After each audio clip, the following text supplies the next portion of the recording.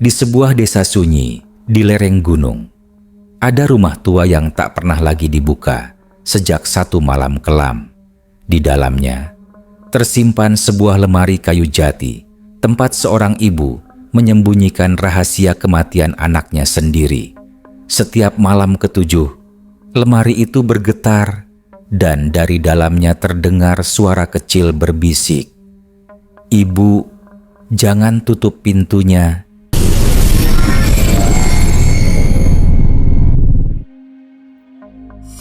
Malam itu, hujan turun pelan di desa Pagersari, desa kecil di lereng gunung yang selalu diselimuti kabut setiap sore.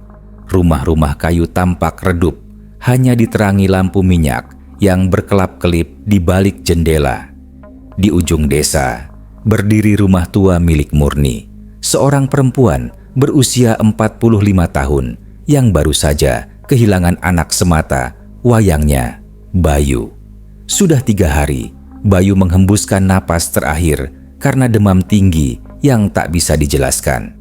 Tubuhnya membiru, bibirnya kaku, dan matanya terbuka, menatap langit-langit kamar, seolah masih ingin melihat ibunya sekali lagi. Saat warga datang menawarkan bantuan untuk menguburkan jenazahnya, Murni menolak mentah-mentah. "Anakku belum mati. Dia cuma tidur, nanti juga bangun," katanya dengan suara serak. Pak Darto, kepala dusun, mencoba menenangkan. Tapi setiap kali mereka mendekat, Murni memeluk tubuh Bayu erat-erat sambil menangis histeris. Warga akhirnya mundur, tak tega melihat perempuan itu larut dalam kehilangan. Malam berikutnya, Murni duduk di tepi ranjang. Tubuh Bayu dibaringkan di depannya, mulai pucat dan kaku. Nyamuk berkerumun, lalat berdengung. Tapi Murni tetap membersihkan wajah anaknya dengan kain basah, mengganti bajunya, bahkan menyisir rambutnya seperti biasa. Bau amis mulai muncul dari tubuh anak itu. Namun baginya itu bukan bau busuk, itu aroma tubuh anaknya. Saat tengah malam tiba, Murni duduk di depan lemari besar kayu jati, warisan dari almarhum suaminya. Lemari itu tinggi, berukir bunga melati, dan sudah berumur puluhan tahun. Di balik pantulan kaca pintunya, Murni menatap bayangan dirinya yang kusut dan lelah. "Bayu cuma butuh istirahat sebentar," gumamnya pelan. "Kalau aku simpan baik-baik, dia pasti bangun." Tangannya gemetar membuka kain putih yang ia siapkan. Dengan hati-hati, ia membungkus tubuh Bayu dengan kain kafan itu, membalutnya seperti jenazah sungguhan. Tapi baginya, ini bukan proses penguburan, ini cara menjaga agar Bayu tetap utuh. Ia mencium kening anaknya satu kali, lalu membuka pintu lemari besar itu. Dari dalamnya tercium aroma kayu tua bercampur kelembapan jamur. Ia letakkan tubuh Bayu di dalam, meluruskan posisinya, lalu menutup pintu lemari dengan perlahan. Klik, bunyi kunci tua mengunci rapat lemari jati itu. Malam semakin dingin. Di luar, suara hujan berubah menjadi gerimis panjang. Murni duduk di kursi kecil di depan lemari sambil memeluk kain yang masih tersisa. Jam tua di ruang tamu berdetak pelan. Tik tok, tik tok, seolah menghitung waktu sejak napas terakhir anak itu. Hening, tapi di tengah keheningan, Murni merasa seolah ada sesuatu yang bernafas di balik lemari. Ia menempelkan telinganya di permukaannya. Tidak ada apa-apa. Mungkin hanya pikirannya sendiri. Ia menutup mata, lalu tertidur di lantai kamar sambil bersandar pada lemari. Pagi datang diselimuti kabut. Ayam berkokok samar-samar. Siti, tetangga yang rumahnya bersebelahan, mengetuk pintu rumah Murni sambil membawa rantang berisi nasi uduk. "Bu Murni, saya bawakan sarapan, ya?" Tidak ada jawaban. Siti menunggu di teras, tapi dari dalam hanya terdengar bunyi jam tua berdetak pelan dan aroma aneh, seperti bau daging yang sudah lama busuk. Ia menatap pintu kayu itu dengan cemas. Di dalam, Murni baru terbangun. Wajahnya pucat, rambutnya kusut. Ia memandang lemari besar itu dengan senyum lemah. tidur yang nyenyak? Ya, Nak. Nanti malam ibu bacakan doa, biar kamu cepat bangun lagi. Dan entah mengapa, dari balik lemari itu terdengar bunyi kecil. Tok, tok, tok. Sangat pelan, seperti bunyi kayu yang memuai karena lembab. Atau seperti kuku kecil yang mengetuk dari dalam. Murni menatap lemari itu lama. Senyum di wajahnya berubah menjadi tegang. Bayu, itu kamu, Nak. Tapi lemari itu diam. Yang terdengar hanya tik-tok jam tua dan suara napas Murni yang mulai tercekat oleh ketakutan yang belum ia pahami. 3 malam setelah Murni menyembunyikan tubuh Bayu di dalam lemari kayu jati itu, rumahnya berubah sunyi seperti kuburan. Hujan turun hampir setiap malam, menetes lewat celah atap tua dan membasahi lantai kayu yang mulai lapuk. Di ruang tengah, lampu minyak redup menggantung. Cahayanya bergoyang tertiup angin dari sela jendela. Murni duduk di kursi goyang, menatap lemari besar yang berdiri di pojok kamar. Ia tidak berani membuka pintunya lagi, tapi setiap beberapa jam, ia akan berbisik ke arah lemari itu dengan suara lembut. Bayu, kamu dingin, Nak? Ibu nyalain lampu. Ya, biar nggak gelap.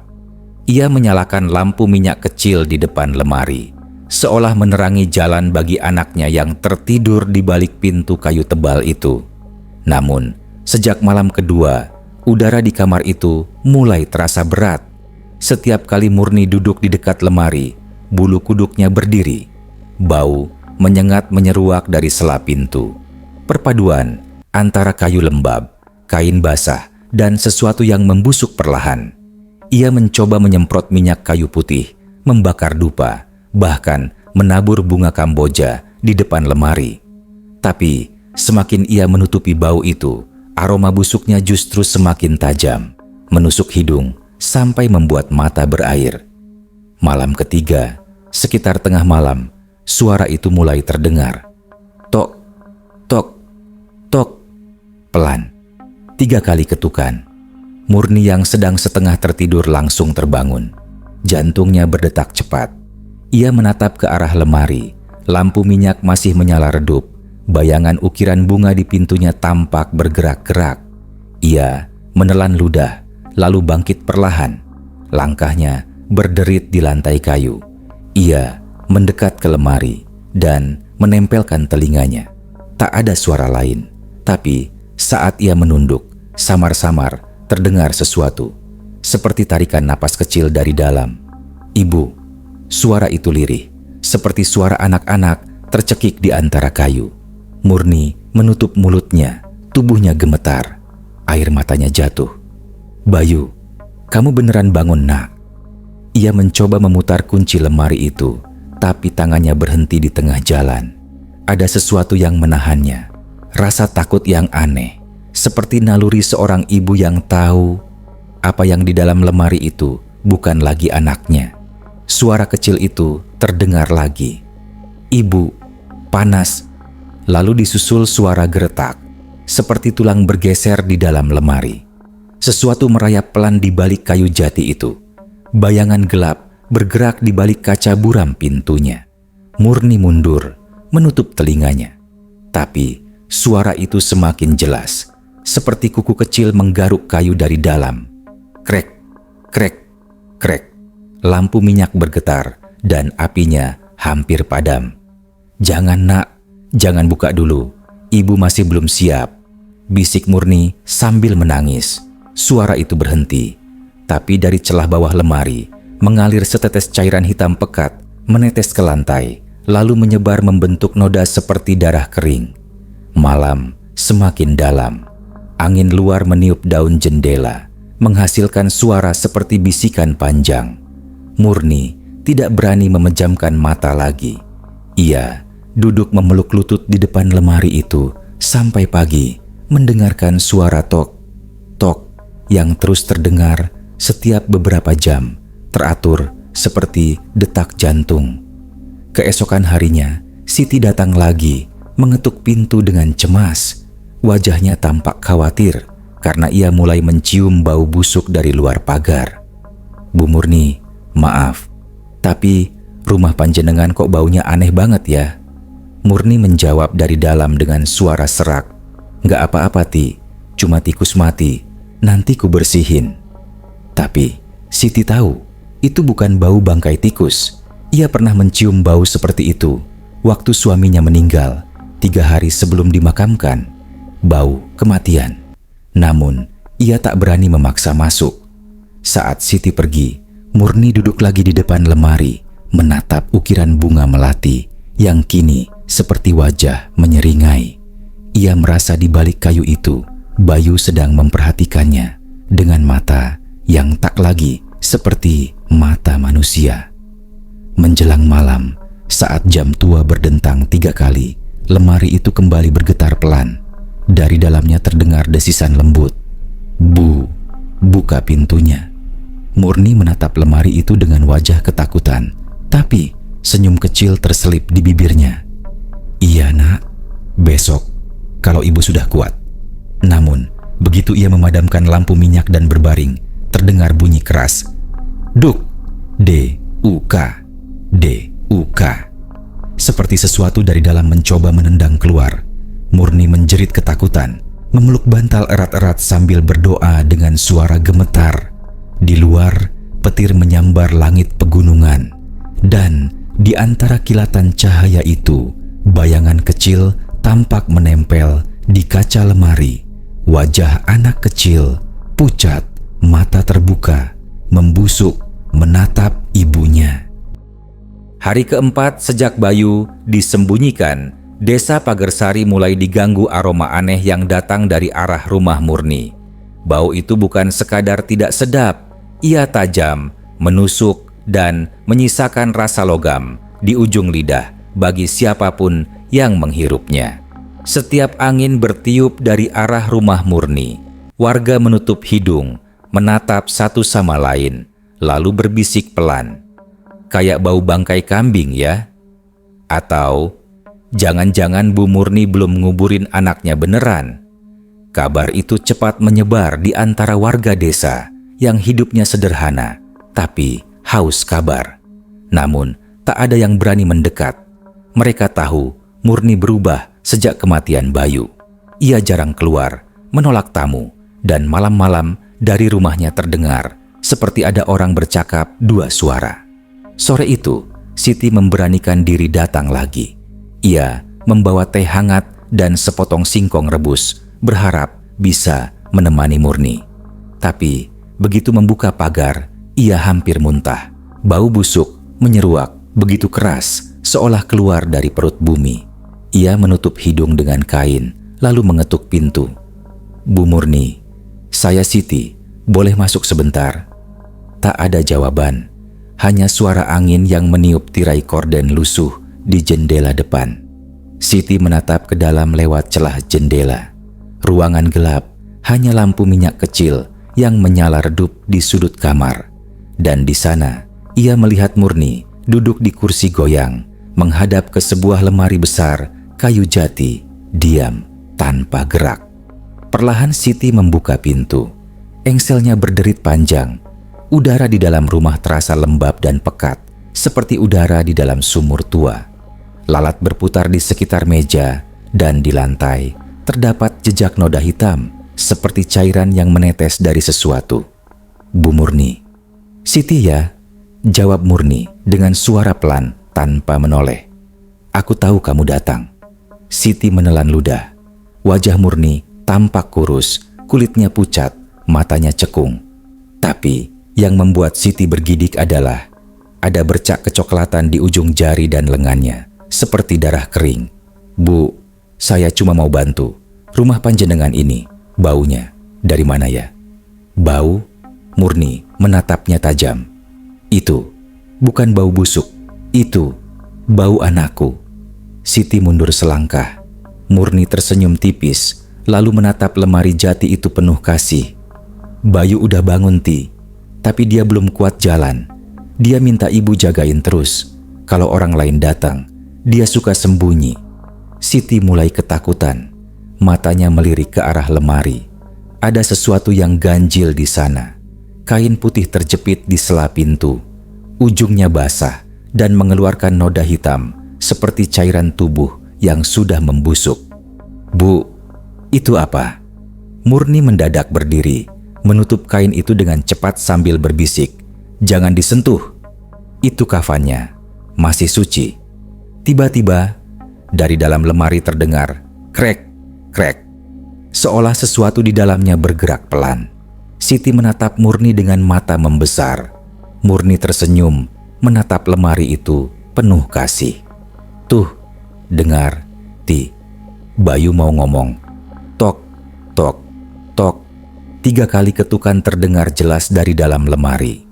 Siti spontan menjerit kecil dan berlari keluar rumah, meninggalkan teh dan singkong di meja.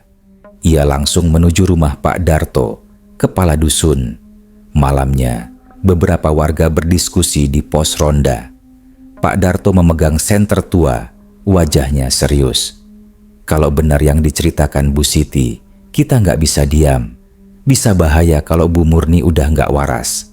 Jenazah anaknya harus dikuburkan." Tapi saat mereka memutuskan untuk datang esok paginya, hujan deras turun sepanjang malam, membuat jalan desa berlumpur dan pekat kabut. Sementara itu, di rumah Murni, suara ketukan semakin keras. "Deuka, Deuka, Deuka."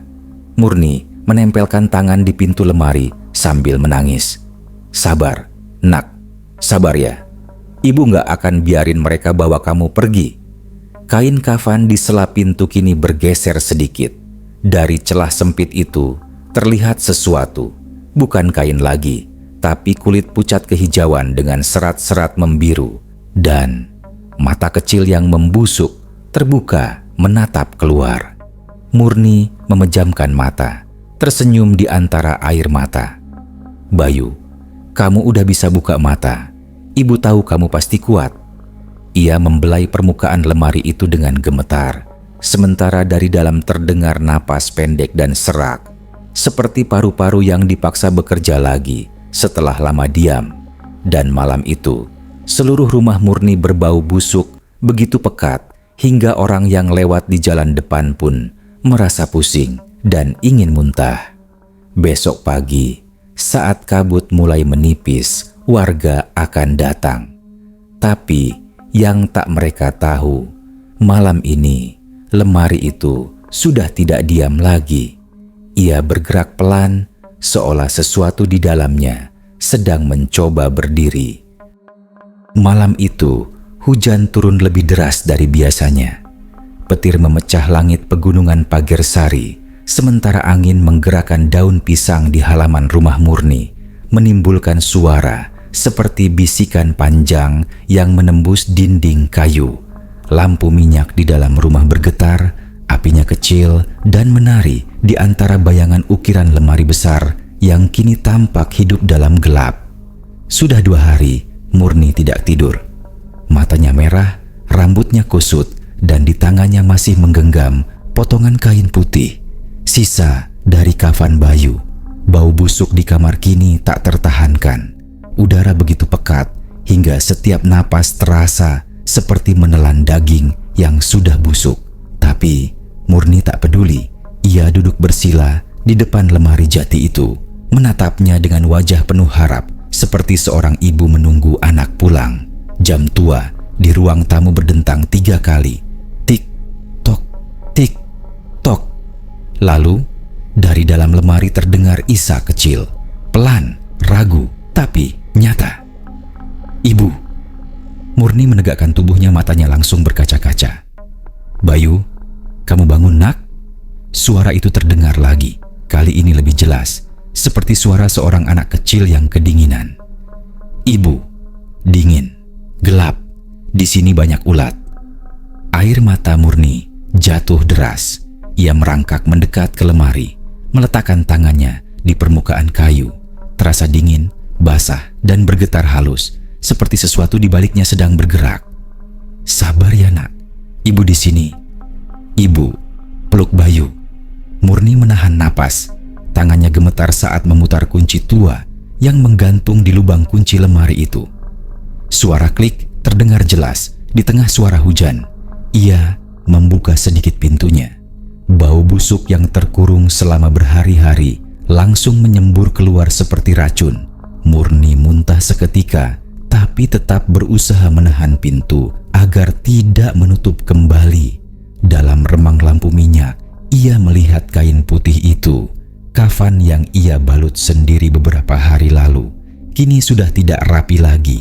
Tali pengikat di bagian dada terlepas dan di sela-selanya ada gerakan pelan seperti dada yang naik turun. Bayu bernafas. "Bayu," seru Murni parau. "Nak, kamu hidup lagi." Kain itu bergerak, lalu terdengar suara lirih dari balik kafan. "Ibu, peluk Bayu, jangan tinggalin." Murni dalam keputusasaannya membuka lebar pintu lemari dan memeluk tubuh itu. Ia tak peduli bau busuk yang menempel di seluruh kulit anaknya. Ia merangkul erat, menciumi kafan itu sambil terisak. Namun perlahan, sesuatu terasa salah. Tubuh yang ia peluk terasa dingin, keras seperti kayu basah, dan dari dalam kafan itu ada gerakan tangan yang membalas pelukannya. Tapi bukan pelukan hangat anak kecil. Itu erat, kasar, mencengkeram kuat di punggungnya.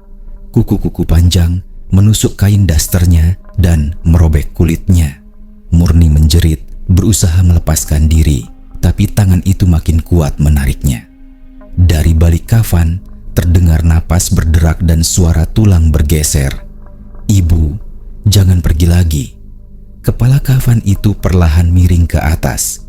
Dari celah kain yang robek di bagian wajah, tampak mata Bayu. Membusuk, bola matanya mengerut dan menghitam, tapi bergerak mengikuti arah ibunya. Sisa kulit di pipinya mengelupas, dan dari rongganya mengalir cairan hitam yang menetes ke bahu Murni. "Bayu, astagfirullah."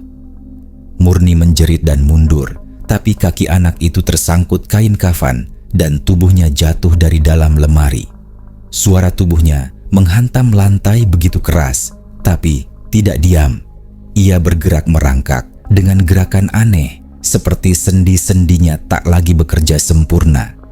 Cahaya lampu minyak bergetar kencang, hampir padam. Di tengah kilau oranye samar itu, Murni melihat sosok Bayu. Terbungkus kafan lusuh, wajah separuh hancur, berdiri perlahan di depan lemari. "Ibu, jangan kunci lagi," katanya dengan suara serak, seperti dari dua tenggorokan sekaligus. Murni terhuyung mundur hingga menabrak dinding. Matanya liar, air matanya bercampur darah dari goresan di pipi. Tapi di balik ketakutan itu tersisa sedikit kasih yang buta. "Ibu, di sini nak. Ibu gak pergi lagi." Ia melangkah mendekat, tubuhnya gemetar. Sosok Bayu atau entah apa yang tersisa darinya merentangkan tangan, lalu memeluk Murni sekali lagi. Kali ini lebih kuat. Suara tulang retak terdengar jelas dan cahaya lampu padam total. Rumah itu kembali gelap. Hanya hujan dan angin yang bersaksi saat dua napas terdengar dari kamar itu. Satu berat, satu ringan. Lalu hening. Pagi harinya Siti datang bersama dua warga lain. Mereka mengetuk pintu tapi tak ada jawaban.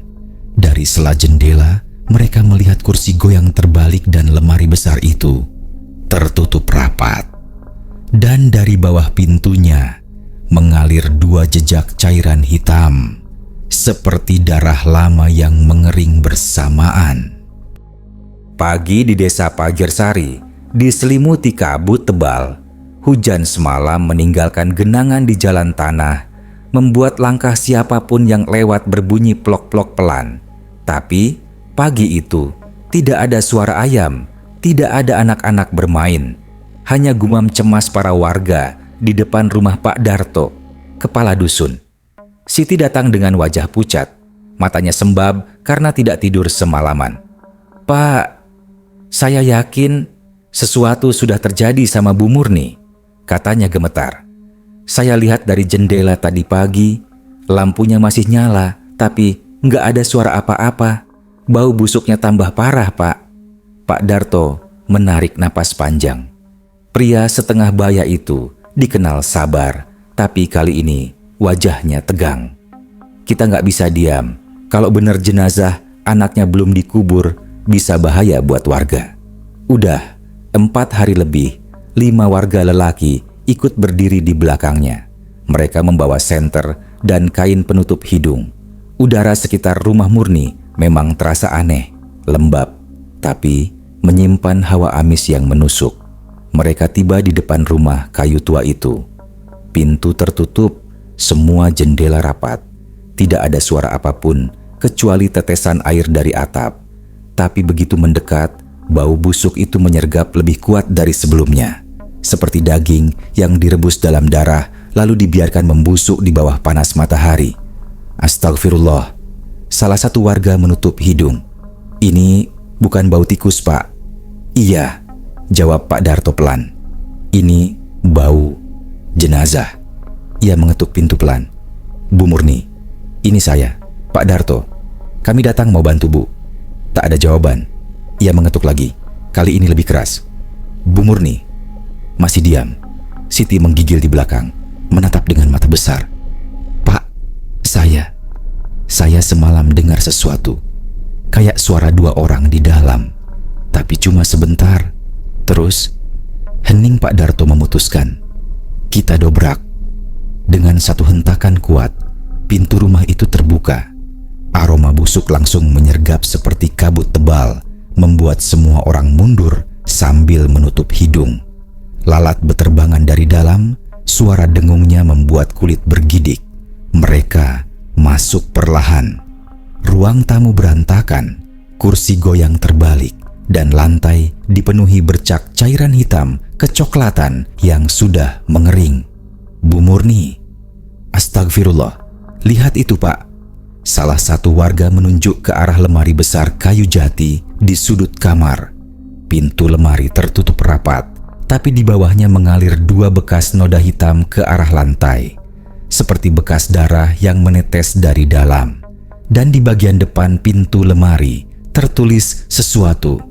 Tulisan besar berwarna merah tua, berantakan, seperti digores menggunakan jari. Sudah kubalut, sekarang gantian. Siti menjerit dan jatuh terduduk. Pak Darto merinding sampai ke tulang. Ia menyalakan senter, mengarahkannya ke lemari itu. Ada noda-noda seperti bekas kuku yang mencakar kayu dari dalam. Kita buka, katanya pelan. Pak, jangan, Pak. Siti memohon, tapi terlambat. Pak Darto memegang gagang lemari dan menarik perlahan. Engselnya berderit panjang. Krek. Begitu terbuka sedikit, semburan udara busuk menyergap wajah mereka. Semua mundur, menahan muntah. Di dalam lemari, tidak ada siapa-siapa. Hanya sehelai kain kafan kosong, tergantung lemas di gantungan pakaian, penuh bercak hitam. Di dasar lemari, ada noda besar kehitaman seperti bekas cairan darah yang sudah lama mengering dan potongan kecil rambut anak-anak menempel di sudutnya. Ya Allah, bisik Pak Darto. Mana mayatnya? Semua saling menatap dengan ketakutan. Siti menutup mulutnya, tubuhnya gemetar hebat. Bu Murni, mereka memeriksa seluruh rumah, dapur, kamar belakang, bahkan loteng. Tapi tak ada siapapun. Tidak ada Murni, tidak ada Bayu, hanya bau itu yang tak hilang. Tiba-tiba, salah satu warga menjerit, menunjuk ke dinding sebelah kanan lemari. Pak, itu, lihat, di dinding kayu ada coretan baru, seperti ditulis dengan darah segar. Bayu sudah ibu bungkus. Sekarang ibu juga sudah hangat di dalam lampu minyak di meja. Tiba-tiba padam sendiri. Ruangan mendadak gelap total. Hanya senter Pak Darto yang menyinari lemari jati itu. Dan dalam cahaya redup senter, pintu lemari bergerak sendiri. Tok, tok, tok. Suara itu datang lagi. Pelan, ritmis, seperti dari dalam kayu. Semua membeku. Pak Darto menyorotkan cahaya ke sela pintu. Dan di sana, tampak jelas sepasang mata menatap keluar dari kegelapan lemari. Mata besar, hitam, membusuk, tapi hidup. "Astagfirullah!" teriak mereka bersamaan. Sen terjatuh. Semua berlari keluar rumah. Siti yang paling terakhir sempat menoleh sekali ke arah lemari, dan ia bersumpah melihat sesuatu merangkak pelan keluar dari dalam lemari itu. Sesuatu yang terbungkus kain putih, tapi ukuran tubuhnya bukan lagi anak kecil. Pagi berikutnya, warga mengunci rumah itu rapat. Pak Darto memerintahkan tak seorang pun mendekat. Tapi malamnya, dari arah rumah Murni yang kosong, terdengar suara lembut, seperti dua orang berbicara pelan dari dalam lemari. "Ibu, dingin. Tenang nak, sekarang ibu sudah di sini." Dan dari sela jendela, ada bayangan dua sosok, satu kecil, satu besar, berdiri sejajar dalam kegelapan. 6 malam sudah rumah Murni terkunci rapat. Sejak warga menemukan lemari jati yang berlumur noda dan kain kafan hitam itu, tak seorang pun berani melintas di depannya setelah matahari terbenam. Tapi malam ketujuh, malam yang oleh orang-orang desa disebut malam arwah gentayangan terakhir sebelum tenang, membawa tanda-tanda aneh. Hujan turun deras sejak sore. Angin dari arah kebun bambu meniup lembab udara dan membuat daun jendela berderak. Dari rumahnya yang tak jauh dari tempat itu, Siti tidak bisa tidur. Matanya terus menatap ke arah rumah Murni yang gelap, hanya diterangi kilat sesekali. Setiap kali petir menyambar, bayangan rumah itu tampak seperti makam raksasa, berdiri diam di tengah kabut. "Bayu," gumam Siti lirih. "Kamu di mana, nak?" Sejak malam penemuan lemari itu, Siti merasa terus mendengar suara kecil memanggil dari kejauhan. Suara anak laki-laki memohon, pelan, seperti dari balik air. Awalnya, ia pikir itu halusinasi. Tapi malam ini, suara itu terdengar lebih jelas. "Bu, aku kedinginan." Siti terperanjat. Suara itu datang dari luar rumahnya, dari arah halaman. Ia berlari ke jendela dan mengintip di balik tirai. Di bawah cahaya petir, tampak sosok anak kecil berdiri diam di tengah hujan. Bajunya lusuh, kulitnya pucat. Siti menahan napas.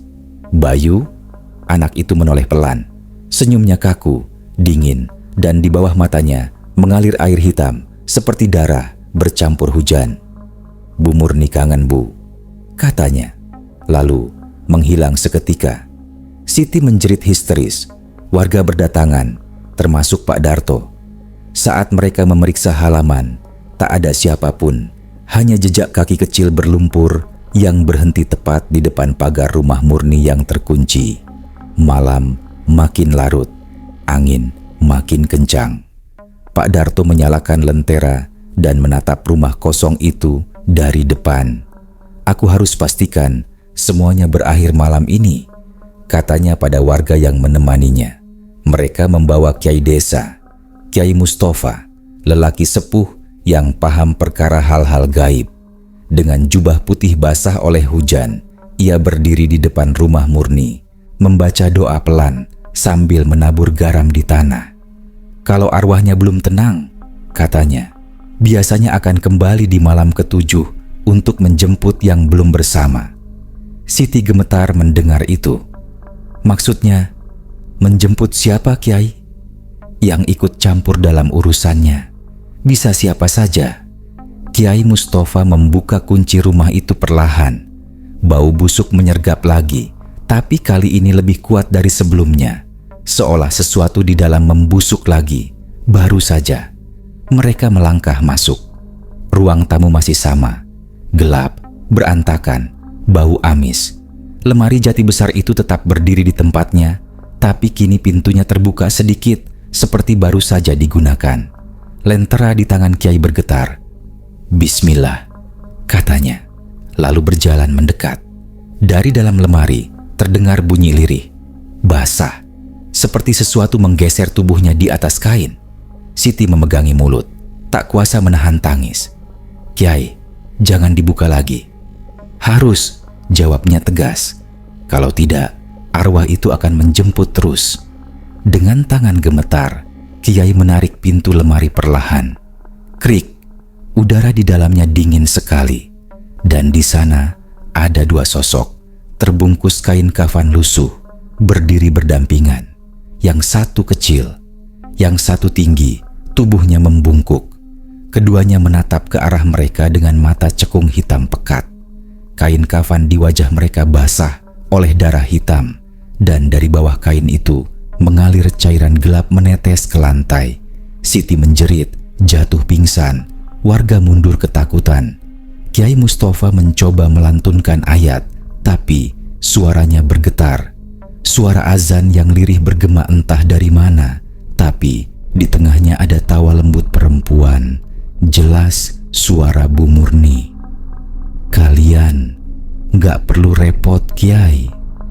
Aku cuma mau bawa anakku dan orang yang lihat rahasiaku." Semua terdiam. Dari arah luar rumah terdengar suara langkah kaki kecil berlari-lari di lumpur, semakin banyak, seperti anak-anak bermain tengah malam. Namun suara itu disusul aroma tanah basah dan darah yang makin tajam. Tiba-tiba, lemari itu menutup sendiri keras. Semua warga lari keluar, meninggalkan Kiai Mustafa dan Siti di dalam. Pintu rumah terkunci rapat dari dalam. Mereka mendengar jeritan dari balik rumah, lalu hening. Pagi harinya, hujan reda. Matahari muncul di balik kabut. Warga menemukan pintu rumah Murni terbuka sendiri. Di dalam hanya ada lemari jati yang kini kosong. Tak ada Murni, tak ada Bayu, tak ada Siti, dan bahkan Kiai Mustafa pun hilang. Di dinding lemari tergores tulisan baru. "Sekarang kami sudah bertiga." Pak Darto gemetar membaca itu.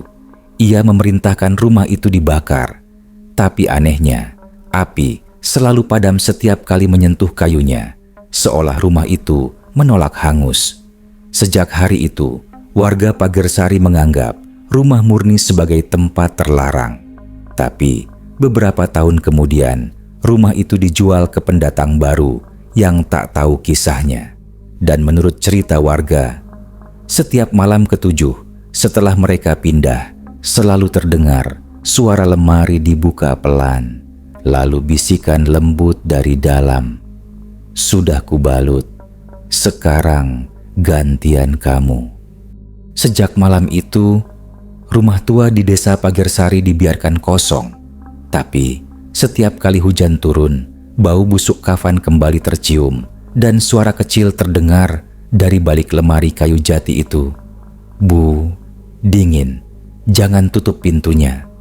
Mereka bilang, "Kalau kau dengar suara itu, jangan menoleh ke belakang, karena yang berdiri di sana bukan manusia lagi, pocong yang disembunyikan di lemari." Konon, kisah ini benar-benar terjadi.